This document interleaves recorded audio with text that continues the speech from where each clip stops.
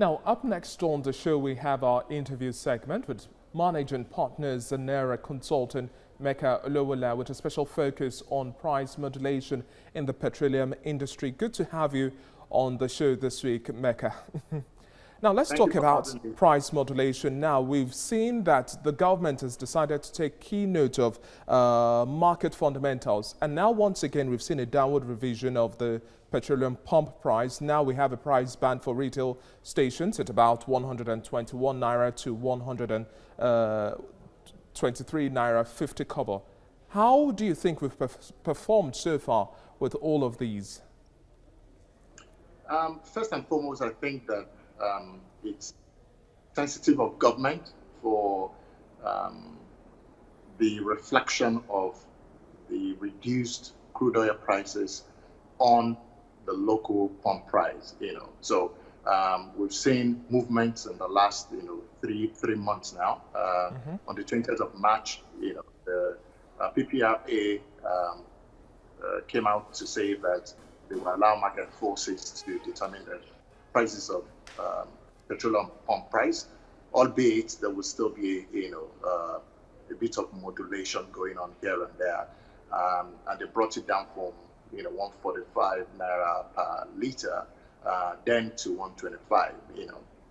Subsequently, we saw again on the 1st of April, they moved it from 125 to 123 naira 50 kobo. We didn't see any movement, in May. They let it go,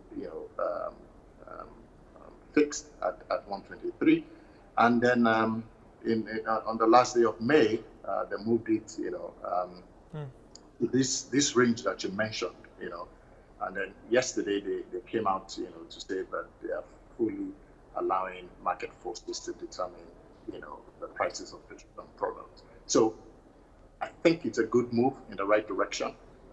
We're seeing a bit of, sensitivity there from the part of government to the plight of the people, and more importantly, to index the global price of crude oil.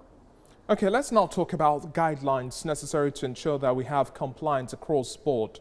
What's your take on that as well? So, from time, the PPPRA has always been challenged in terms of regulatory enforcement. They don't have enough manpower to just make sure that those prices are reflected, across board. But now that it's self-regulatory, we're expecting the Consumer Protection Agency to come alive now and be very active, to defend, the masses and the people, the consumers, in this regard. So this is something that the major marketers have always clamored for. If you remember, right from 2000, and then there was another movement in 2005, and then 2007, and like that progressively. So I suspect that there will be a lot of maturity on the side of MOMAN, which is the Major Marketers Association of Nigeria, to comply with this, so that we don't go back to the days prior to this, deregulation, if you call it that, which is something that we have waited for we have clamored for almost 18 to 20 years now. Mecca, just before I let you go now, Nigeria is expected to lose as much as over 160 billion naira in deferred revenue due to the daily cut in crude oil production by OPEC members.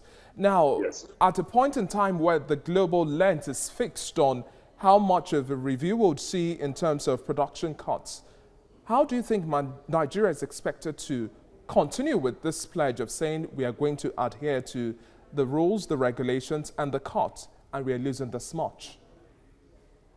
Okay, so yeah, there are several dynamics, affecting, the price of crude oil and how it affects us, in Nigeria. All right. We've taken a base position. We've revised the benchmark of crude oil in the budget to, $30 per barrel, and even going further to consider $20, per barrel. Now, if you notice, oil prices have started to rally, and Brent, as at yesterday, was $39.9, dollars per barrel. About $40, yeah. Yes, with the West Texas Intermediate at 34. So what you're saying is that, it's a short-term volatility in the marketplace, right? The OPEC plus is still going to, the tensions between Russia and Saudi Arabia is still going to subsist for a while. We're going to see that continue, and it may put pressure on, oil prices, in the negative zone, right? But with the sort of benchmarks that Nigeria has adopted, we should be able to weather the storm during this period. And by next year, like I said the last time, I was here, we're likely to see the prices, rally to around $50, right?